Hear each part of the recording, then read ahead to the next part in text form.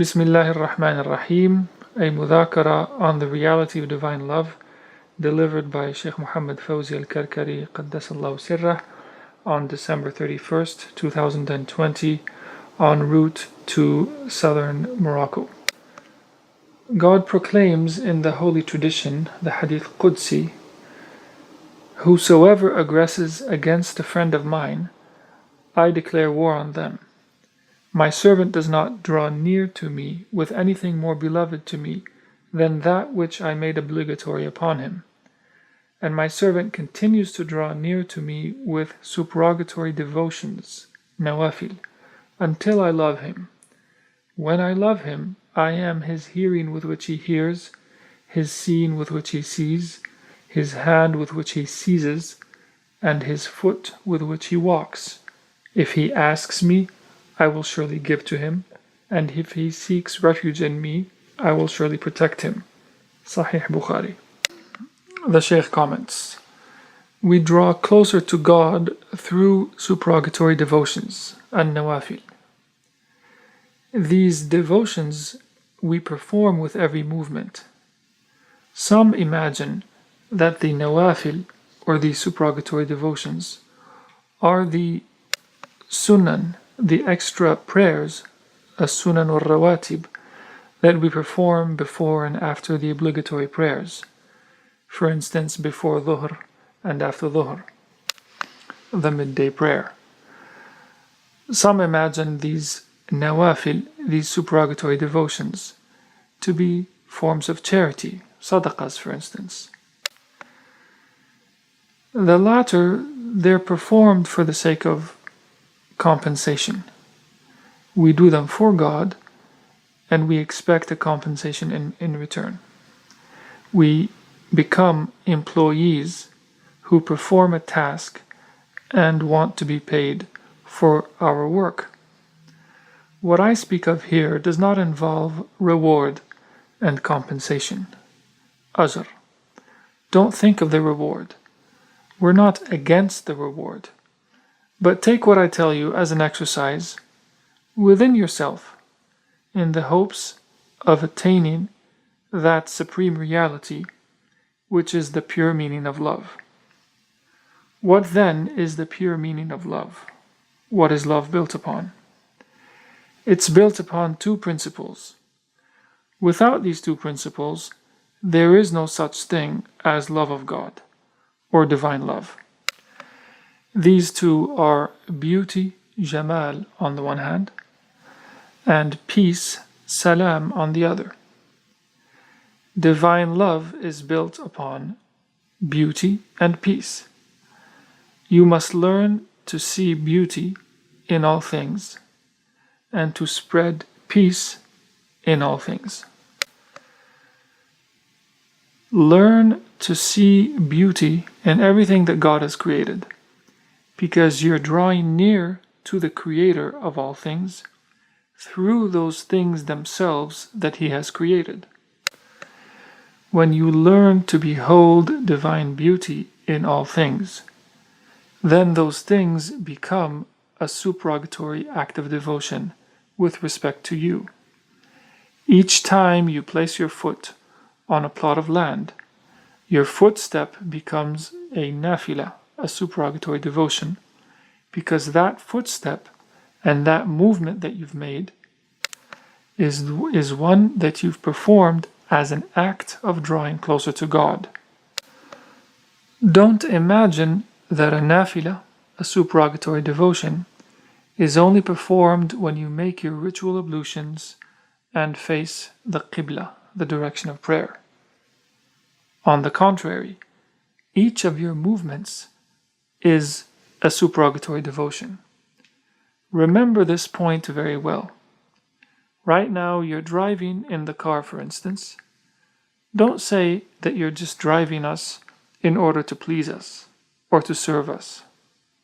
Rather, tell yourself that you're one of God's soldiers and say, "Dear Lord, I intend for my concentration on this road to be a concentration upon God's path in order to arrive at divine love. Your simple act of driving then becomes an act of worship, a supererogatory devotion.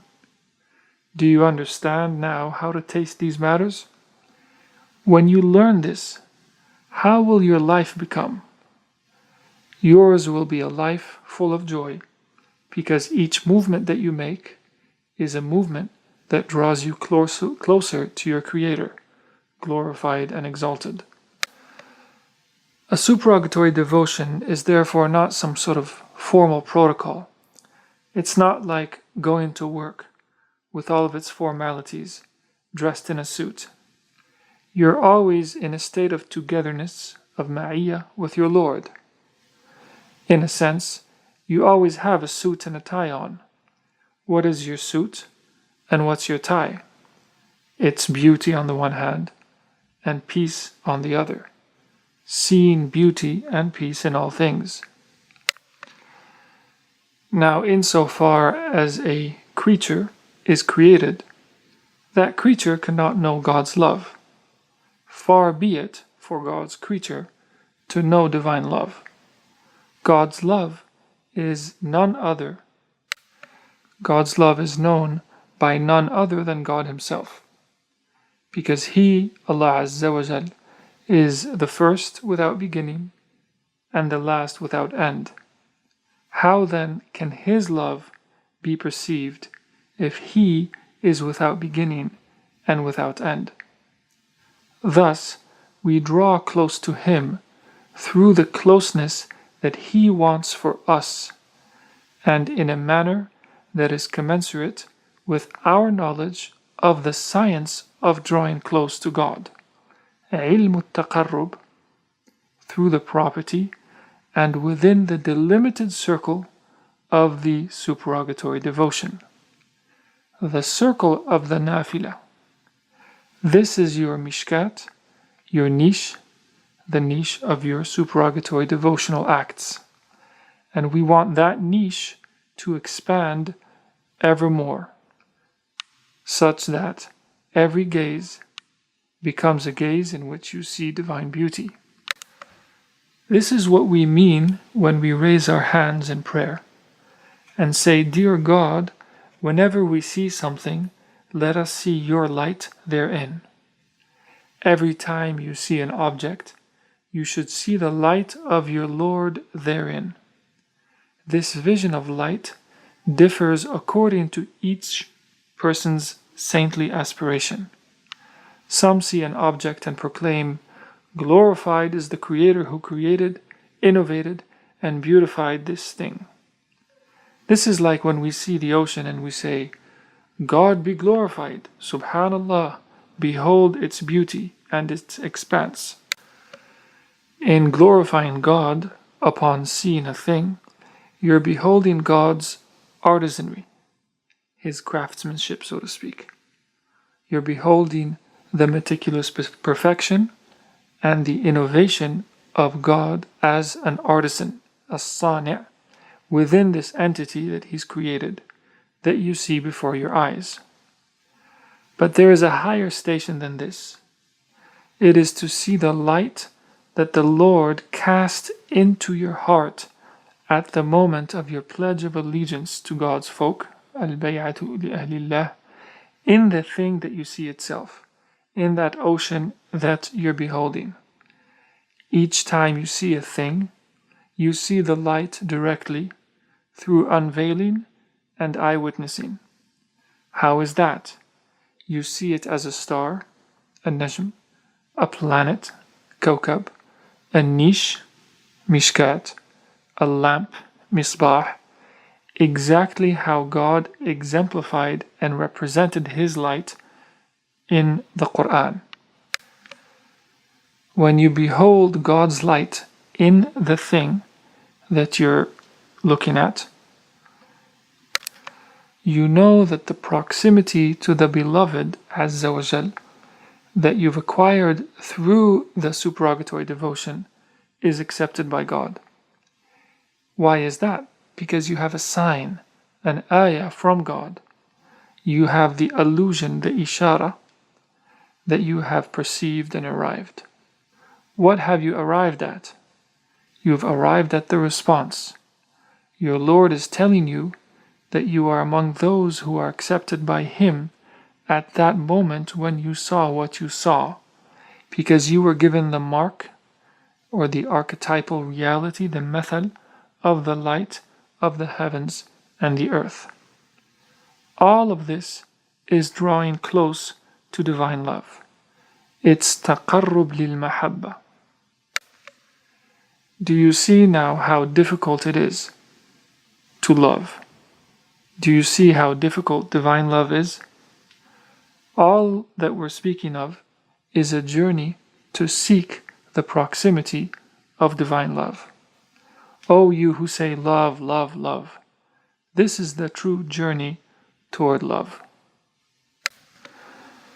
So you see the beauty, and you either behold it with the eye of your heart, or God infuses the light of your heart with the light of your outer vision, such that you see the exalted archetypal reality of God's light in all things by divine permission. At that point, the second principle comes in, the principle of salam, of peace. What is the meaning of peace? The Prophet ﷺ tells us to spread peace, afshu salam. What does that mean? When you tell someone, Assalamu alaikum, peace be upon you, you're wishing for them serenity, safety, peace, tranquility. You wish for them to not be abandoned or forsaken by God. This is as-salam, the peace, or the source of safety. You say, when you say Assalamu alaikum, you say you are free, you have full freedom, no particle of me will harm you. I am peace with respect to you. This peace, or salam, you see in all things. You must arrive at seeing and spreading salam in all things. Spread and divulge peace in the soil, in the sand, and the rocks, trees, water, and everything that your eye beholds. Whenever you see something, send it a greeting of peace, not by saying Assalamu alaikum, but by seeing the light of the Lord within it, and thereby not harming it. When we follow the Prophet ﷺ in his exemplary behavioral model, when we don't cut trees, when we don't pollute the water, when we use our right hand to take water out of the river, when we make our ablutions, we do all of this because we're granting or giving greetings of peace.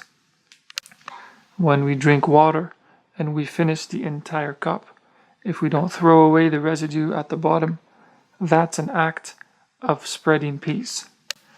The moment we begin wasting water, or God's soil, or the air, or wasting the heat, then we are combating, or we're against peace. We have to be the people of peace, Ahlus Salam, by not causing corruption, nor taking anything that God has marvelously innovated, except for what is the rightful due of the body, by the command of the Chosen One, alayhi salatu salam. Now you've arrived at the pure meaning of as-salam, of peace. Now you've taken these two principles, beauty and peace. These are your path. They're like steps. They're like the ladder that leads you to knowledge of whether you are accepted by the Beloved or not. But the question remains, the question is how to really know if your Lord has bestowed upon you or has accepted the favor of love that He has given you. How do you know that your Lord has accepted these two principles of wayfaring, the principle of peace and beauty? To this we return to the holy saying, "The servant continues to draw near unto me with supererogatory devotions until I love him." If you ponder this line, you'll understand what God's love means, what God's love of His creation entails. There's a hidden love and a visible love that the Creator has manifested to His creation. The hidden love is His saying, I was a hidden treasure, and I love to be known, so I created creation, and they knew me through me. The fact that God brought you into existence in His creation means that He loves you. But that's a non-manifest love or a hidden love. Any creature that God creates and innovates is loved by God. And He does not create anything in vain. He creates out of love. And His love precedes your existence and the existence of all created things. However, فَبِي عَرَفُونِي, through me they came to know me, is the outward love. Perhaps God has created you, but you don't have knowledge of Him. He loves you, but you do not want to love Him. His love is non-manifest. And yet you are manifest. You appear in the realm of manifestation, and you must search for His manifest love. This manifest love, however, can only be attained, as we said, by passing through beauty and peace, Jamal and Salam. How can you rest assured that you are among those who are worthy of God's outward love? Let us continue reading the Holy Tradition, the Hadith Qudsi. I become the hearing with which He hears. God says, the servant continues to draw onto me with supererogatory devotions until I love him, and when I love him, I become his hearing with which he hears. At that point, you don't love to hear anything except from God. How could you hear from God? There are levels of hearing from God. There is a gradual ascension in the levels of hearing. Some hear from God and hate to hear anything other than His words. They're attached to the Quran, to sending invocations upon the Prophet ﷺ, to the invocation, to the remembrance. They're attached to the dhikr, and that's one type of hearing in one's journey to God. And every person passes through this in their spiritual journey. Another type of hearing is to hear from God like the one who is present with God, such that if he finds someone speaking, the speaker thinks that he's speaking about something unrelated to the divine presence, but the hearer hears with God's hearing. For instance, you hear a song in the marketplace. The singer exclaims, Ya Habibi, O my beloved, intending some beloved, some prince of love that they have.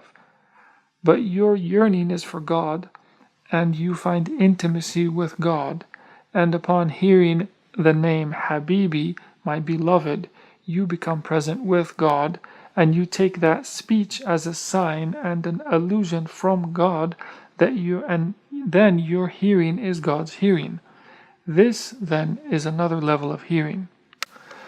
Then there is a higher level of hearing, which is even more exalted. It is to be given by God a hatif, a voice, a disembodied voice from Him to you. حدثني قلبي عن ربي. My heart spoke to me about my Lord. When you receive this hatif, this voice, then you ask and hear the response immediately.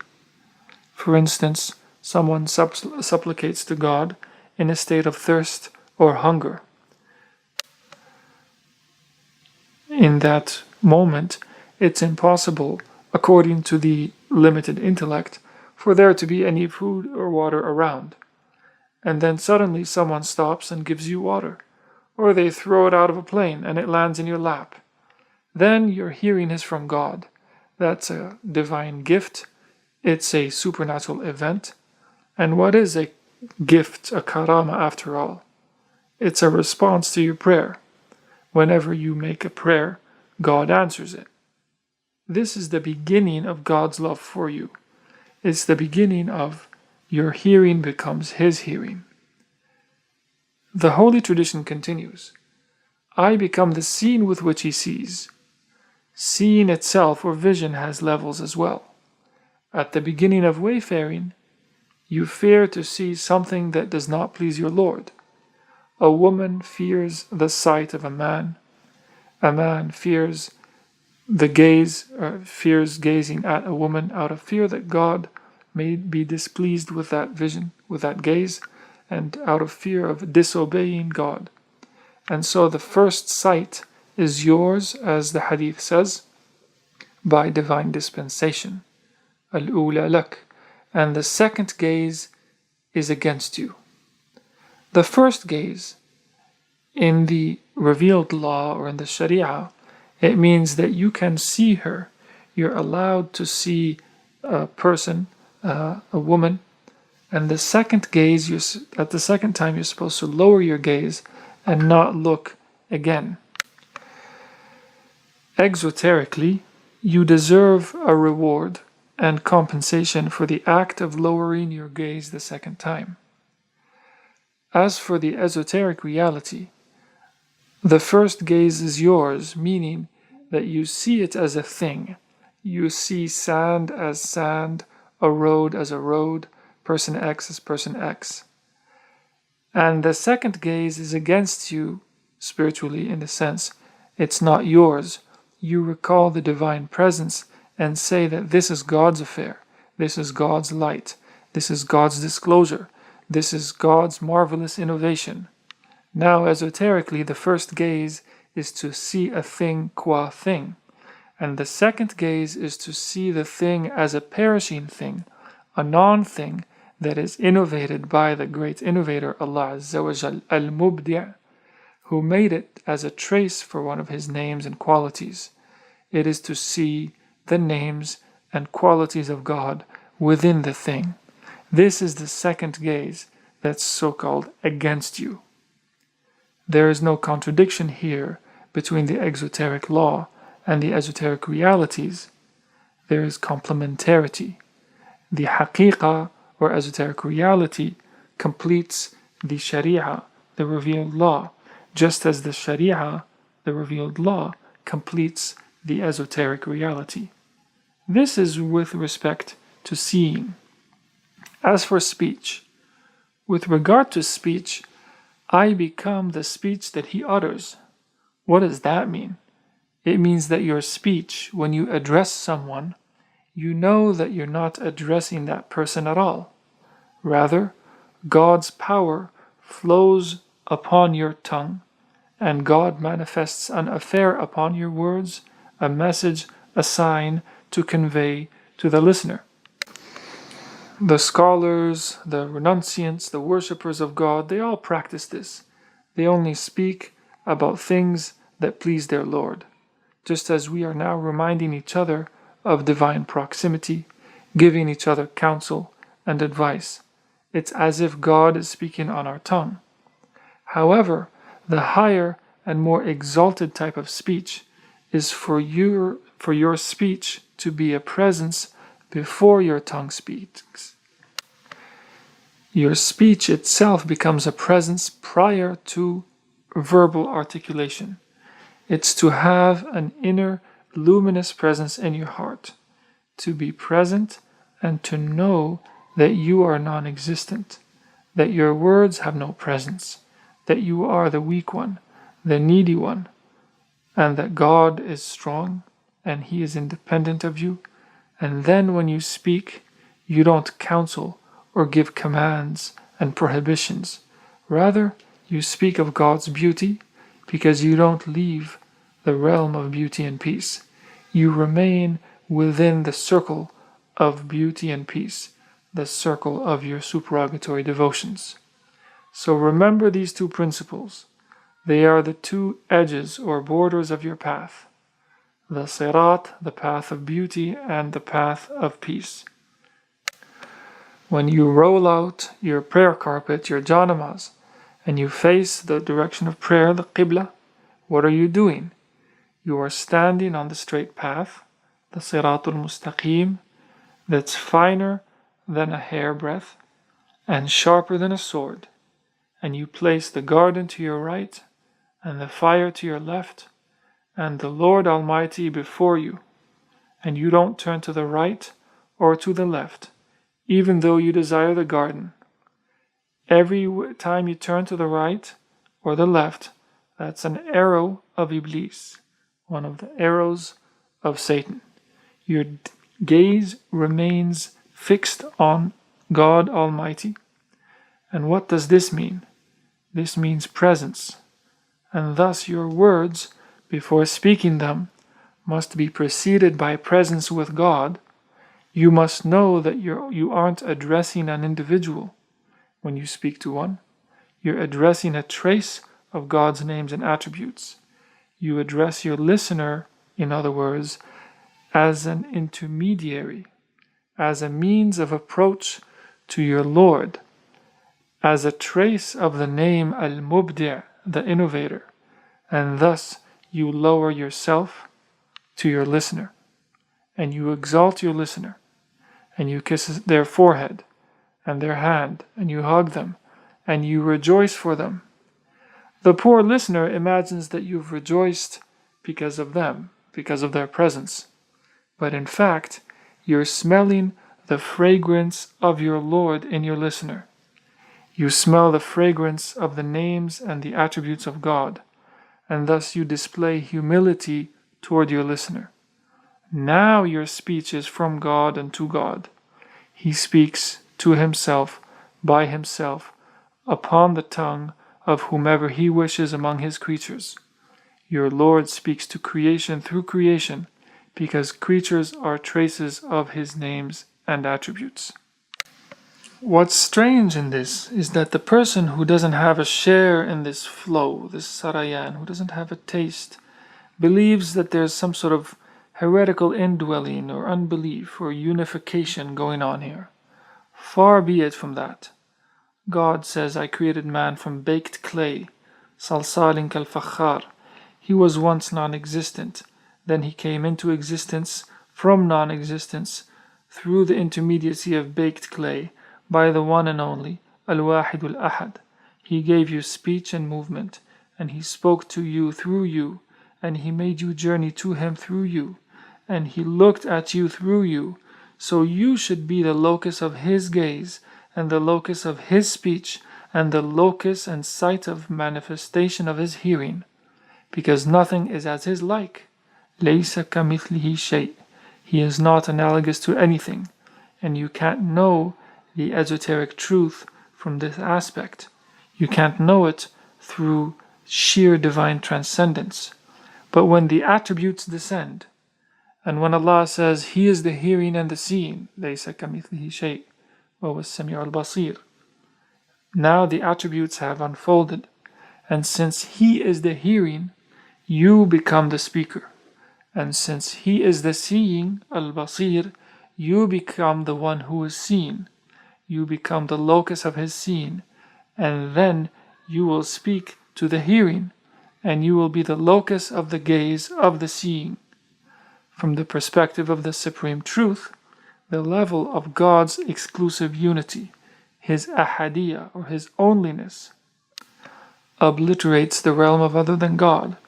However, even though you have no existence whatsoever, you have existence through the door of the hearing and through the door of the seeing, such that you become the trace of his hearing and the trace of his seeing. What is this entire quest for proximity for? To what end, dear Lord? Why? It's to seek the reality of love, the love and peace and beauty that we marvel at all the time, that we speak about in public platforms. May we learn to love each other, despite our social, cultural, ethnic, and educational differences, and may we come together as weak and needful servants before our Lord. اللهم صل على سيدنا محمد وعلى آل سيدنا محمد كما صليت على سيدنا إبراهيم وعلى آل سيدنا إبراهيم وبارك على سيدنا محمد وعلى آل سيدنا محمد كما باركت على سيدنا إبراهيم وعلى آل سيدنا إبراهيم في العالمين إنك حميد مجيد.